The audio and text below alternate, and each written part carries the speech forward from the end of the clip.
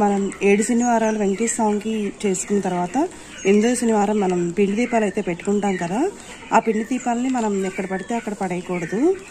అవి గోవుకు కానీ మనం కోడిపిల్లలు పక్షులకు పెడితేనే మంచిది. 90% గోవుకు పెడితేనే మనకి ఫలితం అనేది బాగుంటుంది.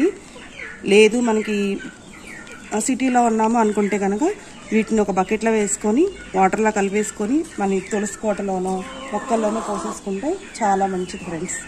Thank you. నేనైతే షెడ్కి ఇప్పుడు ఆవుకి పెట్టడానికి షెడ్కి అయితే వచ్చేసాను. వెంకటరమణ గోవింద గోవింద.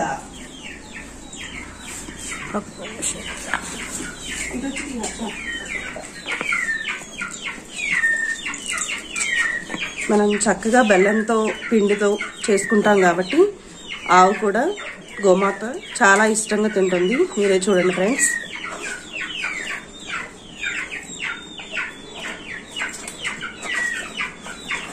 మనం చేసుకున్న వడపప్పు చలివిడి ఇలాంటివి మిగిలిపోయినా కూడా మనం పడేయకూడదు, గోవుకు పెట్టాలి, చాలా మంచిది.